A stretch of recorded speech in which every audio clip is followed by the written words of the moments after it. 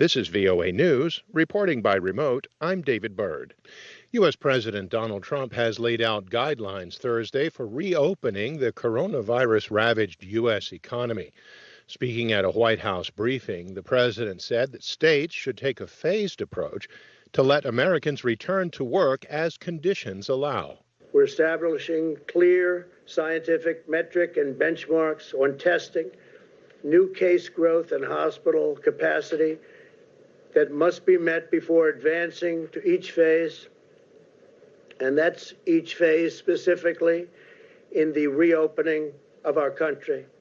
Trump told the White House news conference that governors will be empowered to tailor the approach to their own states and that if they need to remain closed, they should do so.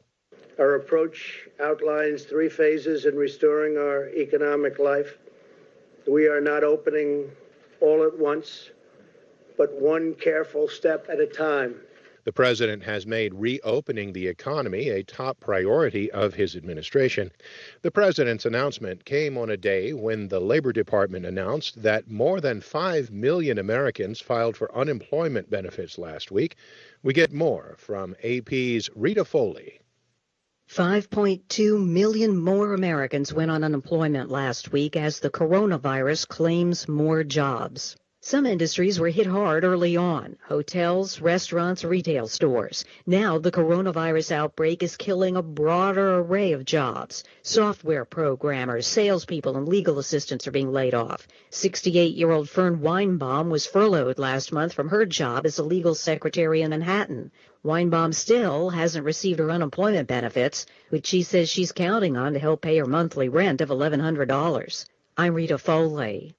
For more, visit voanews.com. This is VOA News.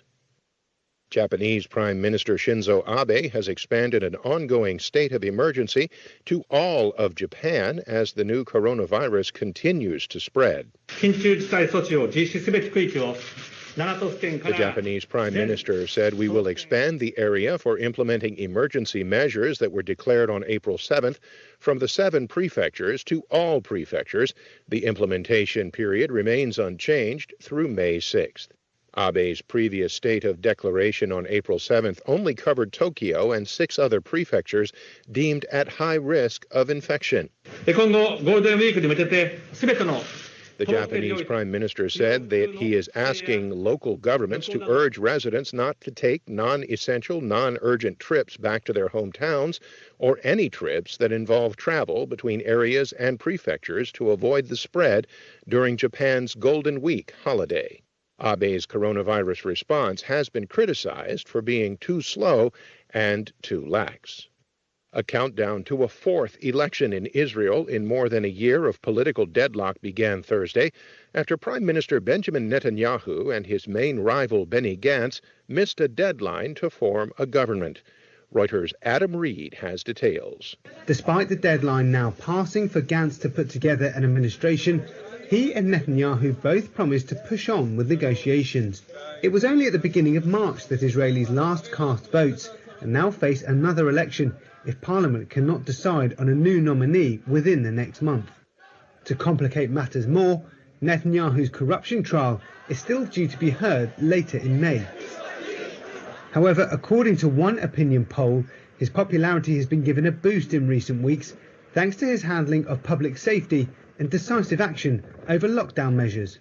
It's suggested that if another election were to be held now, Netanyahu's Likud party could form a government with traditional right-wing and religious allies without the need for Gantz's support. That's Reuters' Adam Reed. The PGA Tour has announced plans to restart its season.